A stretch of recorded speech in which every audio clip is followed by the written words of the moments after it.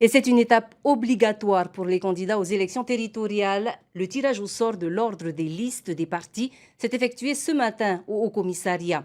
L'objectif, vérifier la conformité des documents électoraux avant de lancer l'impression de centaines de milliers d'exemplaires. Athéna Milcam et Vaitiari Nauta. Ça sert pour les panneaux d'affichage électoraux en fonction du classement, et ça sert aussi pour le classement des bulletins de vote sur les tables de décharge à l'entrée des bureaux de vote. Voilà. L'ordre des listes des partis est désormais connu. Lorsque vous irez voter le 16 avril, vous trouverez les bulletins de vote exposés ainsi. En premier, le Amuitahir Aotenun Ama Ohi, suivi du Tapura Huiratira et de Yaura Tenun A. Viendra ensuite le Tavini Huiratira, puis Ahereya Porinetia et Houmaohi, et enfin en 7e position, Heiura Les Verts. Après le tirage au sort, la commission de propagande s'est réunie avec les représentants des listes pour vérifier la conformité des différents documents électoraux, comme les circulaires, plus communément appelées professions de foi. Pour les circulaires, les règles sont très simples. La seule condition, c'est de ne pas utiliser les 3 couleurs du drapeau français, donc le bleu, blanc, rouge. Pour les bulletins, c'est plus complexe parce qu'il faut qu'on veille à ce que les caractères soient en noir sur une couleur unique qui correspond bien à ce qui a été déclaré au moment du dépôt de la liste.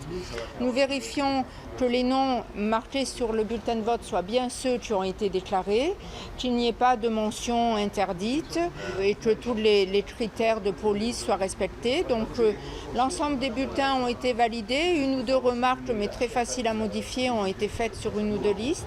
Donc a priori, tout va bien. Les irrégularités constatées peuvent être rectifiées jusqu'au 30 mars, mais les listes devront s'y prendre rapidement, car d'ici là, les 2 imprimeurs du territoire devront tirer des centaines de milliers d'exemplaires. Cela représente pour chaque liste 460 000 bulletins, 209 000 circulaires et 1 250 affiches.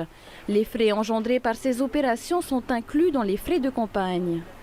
À l'issue de cette commission, c'est le top départ pour les imprimeurs pour pouvoir imprimer la propagande électorale, donc les bulletins de vote et les circulaires, les affiches également.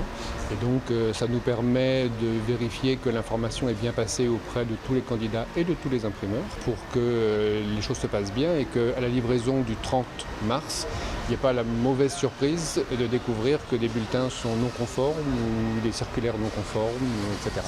L'arrêté du Haut-Commissariat avec les listes validées sera publié vendredi au journal officiel. Les documents électoraux seront, eux, livrés au Haut-Commissariat le jeudi 30 mars à midi. La mise sous pli se fera durant les 3 jours suivants.